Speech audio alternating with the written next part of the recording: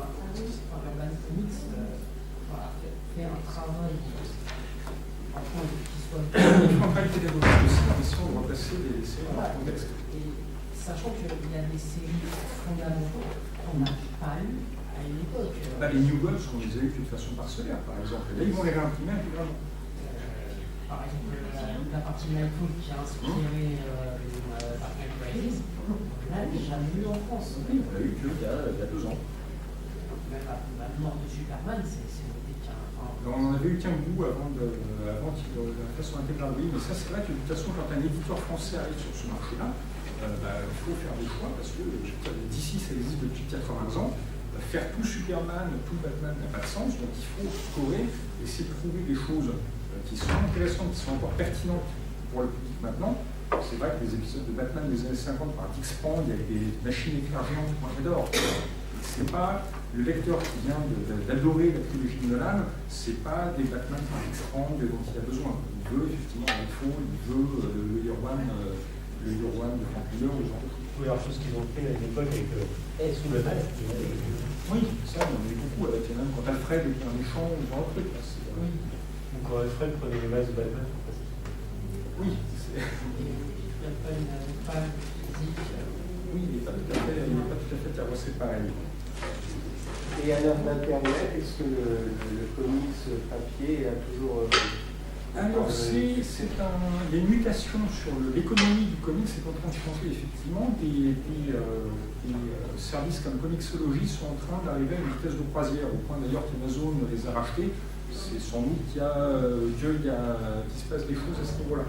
Le mensuel de 22 pages continue à exister, et c'est vrai que pour pas mal de séries, c'est vrai pour Walking Dead, c'était vrai avant pour Sandman ou Transmétropolitan, il y a des séries qui marchent mieux une fois qu'elles sont compilées par paquet de 6, par des albums qui reprennent 6 épisodes ou 12 épisodes, qui deviennent les séries sont rentabilisées sur la réimpression plutôt que sur l'édition originale, qui continue à exister, mais il faut savoir que par exemple au début des années 90, certaines séries ont fait des scores sont revenues à des scores de millions d'exemplaires, donc pour des raisons parfois un peu artificielles, et que Marvel arrêtait des séries qui faisaient moins de 80 000 exemplaires. Donc après était à 80 000.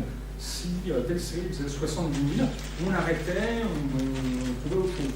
Maintenant, 80 000 exemplaires, c'est des bonnes ventes pour le magazine.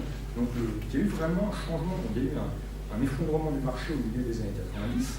Et puis après, c'est l'utilisation de marché de la librairie avec les réimpressions qui a pris le dessus. Et c'est beaucoup de séries, une des premières, les 2 premières où cet effet-là a été vraiment marqué, ça a été le Sandman de Neil Gaiman et le Transmétropolitan de Warren Ellis, qui sont dans les 2 cas qui ne sont pas des séries, qui ne sont pas précisément des séries de super-héros d'ailleurs, mais qui touchent un autre public, et qui le touchaient via la librairie. Et maintenant, la librairie reste, et la librairie même non spécialisée, devient le marché sur lequel, le marché essentiel du comic book actuel. Même Marvel et DC commencent à lancer des comics sur Internet, et puis après le sort en format classique pour ceux qui n'ont pas vraiment. Exactement, là il y a une introduction sur Spider-Man qui était aussi dessinée par un petit français, Geoffroy, qui fonctionnait sur ce principe-là. Donc il y a une mutation. Et c'est vrai qu'il est possible que le magazine vienne à disparaître, il est vite d'être sa dernière décennie, c'est possible. J'ai parlé du masque dans le costume, qui, je pense, à un documentaire très intéressant qui a été fait, qui s'appelle Marvel 14, où les comics de super-héros pour l'ascension. Oui. Où on réadaptait par exemple Zorro, et selon les croyances, le masque c'est mensonge. Oui, comme à une époque, on gommait la cape de Superman, quand ça s'appelait François l'Imbattable dans les années 40, on gommait la cape de Superman, il y avait un F au lieu d'avoir un S. Donc il y a eu des retravails parfois très, très marqués. Vous pouvez en voir un là-haut avec l'audacieux, un journal très ancien français où Batman était C'était les ailes rouges à l'époque, non? C'était ailes rouges, c'était recolorisé en rouge. Oui, parce que c'était pas pareil, c'était pas les mêmes techniques d'impression en Europe et aux États-Unis. Donc on pouvait récupérer le film de noir assez facilement à l'époque. Le film de couleur, c'était autre chose. Moi, je me rappelle, j'ai découvert Thor dans le magazine Fils d'Odin, publié par Arrêté Tartina. Les couleurs étaient atroces. Et puis un beau jour, je me prête des comics. Alors, le papier était meilleur en France, et les couleurs étaient vraiment plus intéressantes sur la version américaine. C'était pas les mêmes, quoi. Et en fait, pour des problèmes d'impression, l'éditeur lyonnais, non, l'éditeur, je crois que c'était bref, l'éditeur achetait du matériel recolorisé par un studio italien pour édition italienne. Et les Italiens faisaient ça un petit peu par-dessus la jambe, et le résultat était très laid. Quand ils ont tout réimprimé en noir et blanc, la Marvel a sorti des énormes intégrales en noir et blanc, où dans un bouquin, on avait 24 épisodes de Thor. J'ai offert mes Fils d'Odin à un copain collectionneur, et j'ai récupéré toutes les intégrales en noir et blanc, absolument magnifiques. Du coup, j'avais pas de coupure dans les épisodes, pas de censure d'épisodes, pas d'épisodes loupés ou sautés. Et maintenant, le matériel est quand même... Si tu parles des essentiels, il y a eu un petit peu Beans à un moment avec des planches qui étaient gardées par les auteurs, et donc du coup, ils avaient un truc qui était un scanner à partir de il y en a eu quelques-uns. On les a en haut, des essentiels. Sur Doctor Strange, il y en a quelques-uns comme ça, sur Thor aussi. Moi, puis après, certains essentiels sont venus à censure aussi. Par exemple, le Tomb of Dracula, c'était un magazine adulte des années 70 qui avait des nichons. Et la réédition, il n'y en a plus. On a réhabillé les demoiselles. Comme des couvertures où il y avait un problème depuis. Oui, en France, de toute façon, en France, le loi de 49 fait qu'on a pas mal censuré. Les épisodes de Daredevil par Frank Miller étaient complètement incompréhensibles en français du fait de la censure des groupes. Ils étaient réduits parfois de moitié. L'épisode de la mort d'Electra est réduit quasi de plus de la moitié par la censure, par exemple. Les éternels de Kirby sont à un moment complètement la série s'arrête parce qu'il y a eu des menaces du comité de censure et là l'éditeur a préféré arrêter les frais tout de suite avant plutôt que de défendre le peuple. Après avoir censuré déjà les épisodes, après avoir rajouté des yeux aux monstres, etc. C'était très... Il faut savoir que la loi de 49 en France sur la publication des signes de la jeunesse, c'est une construction des éditeurs communistes et catholiques qui ont travaillé les mains dans la main pour le coup, parce que à l'époque il y avait le producteur de bande dessinée en France était la presse catholique, avec tout le côté scout, et puis la presse humaniste, le côté un peu humaniste, enfin ça avait des petits gadgets avec le Docteur Justice par exemple, ce genre de choses. Donc, il y avait déjà des choses dans les années 40. Et voyant la popularité grandissante de Tarzan, puis de Superman qui arrivait, etc., de Flash Gordon, etc., les députés, les éditeurs ont été voir leurs députés. La Chambre était à l'époque, il y avait pas mal de communistes qui ont une droite assez religieuse.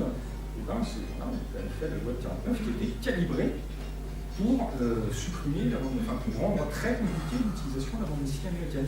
C'est pour ça d'ailleurs que les pockets de chez Arrêté Tartina qui reprenaient Les Vengeurs, Adam Warlock, etc., sont marqués comme lecture pour adultes. Les gamins les lisaient quand même, mais pour pouvoir échapper à la censure, il fallait que ce soit des trucs pour adultes. C'est aussi pour ça que les 4 Fantastiques, qui étaient censurés dans les revues comme Strange, Marvel, Marvel et Fantasque, au départ, Lug les sort en grands albums. Comme c'est du grand format de l'album, ça échappe à la loi sur la presse. Même si c'est vendu en maison de la presse, c'est un album périodique et ce n'est pas un magazine. Donc du coup, on pouvait passer les 4 Fantastiques sans que la censure hurle, parce que le Ben Grimm, la chose est traumatisante pour les enfants. Alors que c'est un personnage extrêmement, même s'il est... le principe, c'est Quasimodo. Ben Grimm, il est très laid, mais il a tellement un cœur d'or et ça se sent tellement dès qu'on a une 3 pulls qu'effectivement, il n'est pas terrifiant, il n'est pas traumatisant. C'est vraiment un ours. Bon. Mais la loi était calibrée pour ça, pour couper l'herbe sous le pied à la bande dessinée. Et donc, il a fallu... je me rappelle que quand j'ai commencé comme traducteur chez Scénic, j'ai commencé en 99, on était obligé effectivement sur certaines séries de marquer pour adultes, pour lecteurs avertis, pour échapper, et même comme ça, c'était du magazine, donc on avait quand même la censure qui nous tombait dessus. Et sur les pockets, certains d'entre vous connaissent peut-être Hakim, Black le Rock, ce genre de choses. J'ai travaillé là-dedans. On a fait une série, c'était en spécial rodéo, j'ai fait une série avec Florent Gracia, un dessinateur brésilien absolument charmant, qui m'a trait un peu à la Will Eisner. On faisait une série western qui était construite sur le même principe que les vieux comics des années 50, enfin des histoires à chute un petit peu horrifiques, Mais comme on était, le jeu était pour nous, comme on était soumis à la loi de 49, quand on racontait une histoire cannibale, le cannibalisme au Far West, il fallait qu'on comprenne très bien ce qui se passe, et qu'on n'en voit absolument rien. Quand on a une histoire de prostituée de Saloon qui fait pique-pendre à un bonhomme, pareil, tout devait être dans le sujet. Donc le jeu était vraiment de voir jusqu'où on pouvait aller trop loin, sans que les types nous tombent dessus. On n'a jamais eu de problème, tant mieux. Et du coup, vous avez tué le héros. Non, on n'a pas tué le héros. Le truc, c'est surtout qu'on a tué le magazine.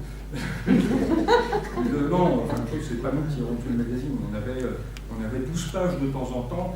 Les podcasts étaient en perte de vitesse dès le début des années 80. Justement, on a refait de la création dedans pour essayer de redynamiser le truc. Ça a marché un petit peu.